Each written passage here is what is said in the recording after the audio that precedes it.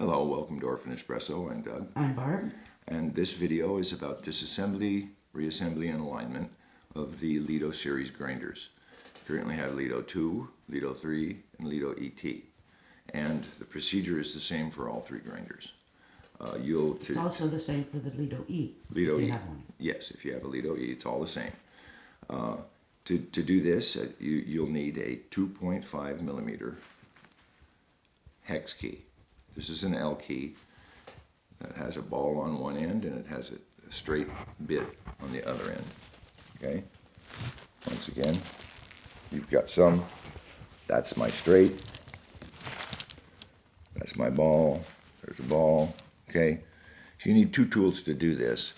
You can get away with just one. These are very inexpensive. You can find them in any hardware store. We supply a straight driver, which is for removing the screws on the end, but not for these hopper screws. Okay? So, let me get started. I'll use my straight driver. Hold the handle still. First thing you do is remove this screw and washer from the bottom. Then you remove it from the top.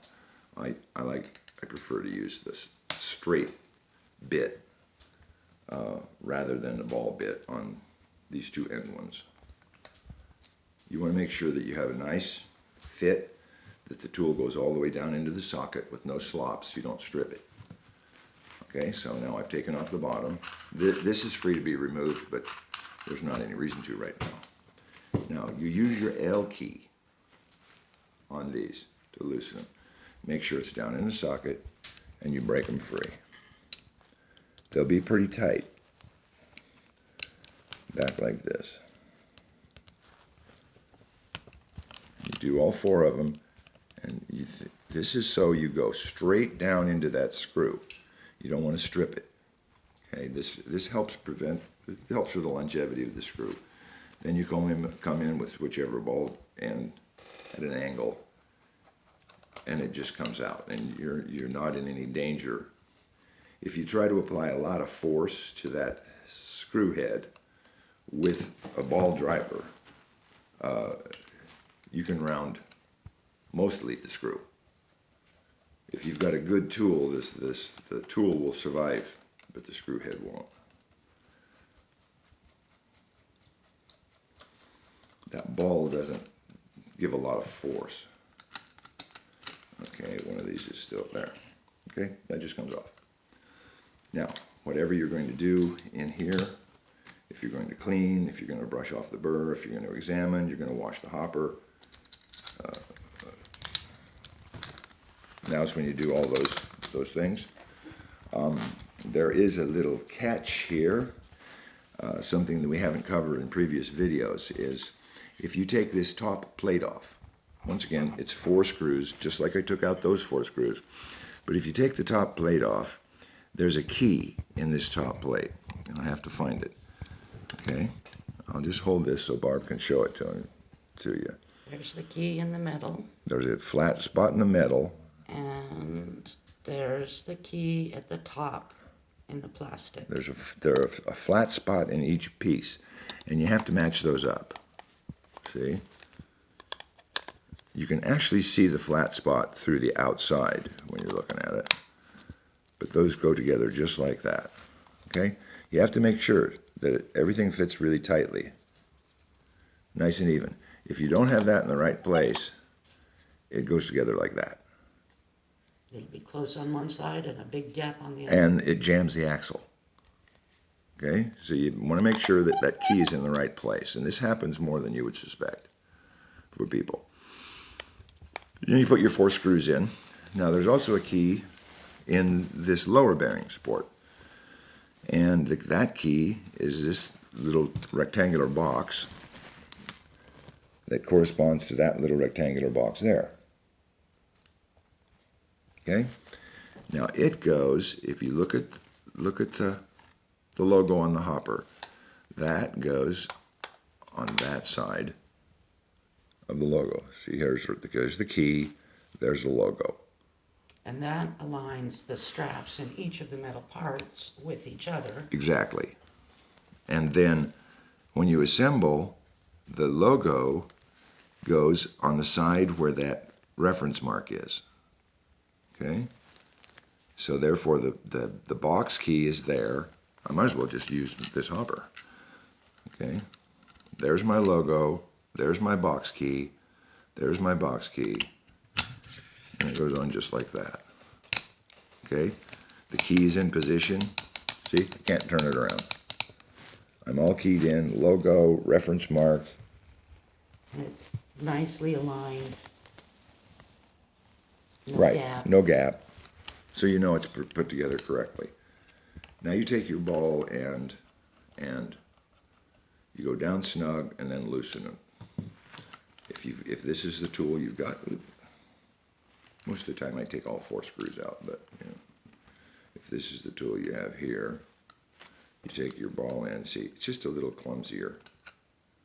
So I'll come in with a little more efficient tool. But the L key can be used. I mean, those, you can just get them singly at a hardware store in the drawer where they sell all the fasteners back in the back. They also have them in auto parts stores. Right. Or you can get a whole set. Once again, snug, back loose.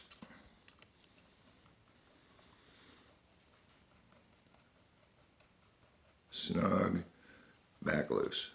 Okay? Now we've got, the handle goes on. As you can see, it's D-shaped. So you match the D side. It's opposite the knob. The flat part's opposite the knob. And then in goes the flathead. You know, once again, these are all M4. And I'll use a straight hex on this. I like the German tools. I like Weha, you know, because they fit my hands well, but Baldor makes a good set of drivers too. It's an American company. All right, I tighten up that. Now, I'm going to set my alignment. All right, this comes off. And if you look at it, you can see that the ring burr moves around a little bit. Okay? And so, I just get this started so it's loose and sloppy. I like to just drop the thing down. This is the burr's worn is broken in, so they fit really nicely together. They mate together well. So I just basically just drop it straight down. You can turn it around like this. You can examine the gap. Most of the time you overthink this. It's not as complex as some people make it out to be. So I just basically just drop it down, and I take my ball driver, and of course I picked this one that's so long, and while it's in that position upside down, I tighten up the two opposite screws so it stays in place. It's a little easier to work on when you've got it here in front of you. Let me get a shorter driver. Then you just tighten these up all the way around. Now, if you've done this properly, you pull this back to 0, okay? And spin this down. And your reference mark on the adjustment ring is going to line up here. Then you get back to your original 0, okay? If you have a really good alignment and you need to make a new mark, you just take some paint remover, remove this, and remark it if you need to. And as it breaks in, as it grinds in, it will change a little bit. When it's new. Yeah, when it's new. Takes a few pounds of beans, but anyway. The last thing I do is I put the washer back on. And this washer is, as much as anything, it's a safety device. It retains the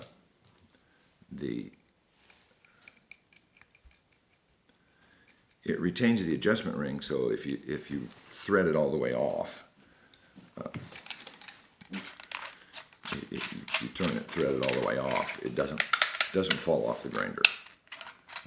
Once again, you want to also check that your nylon washers are in place. There's one in between here, and there's one on the end of the burr.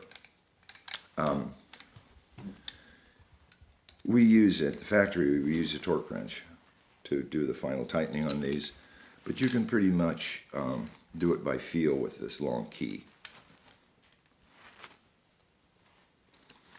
And you want to feel that they're nice and snug and fairly even. The factory setting is 2 Newton meters, so it's a very low torque, you know, which is done thusly.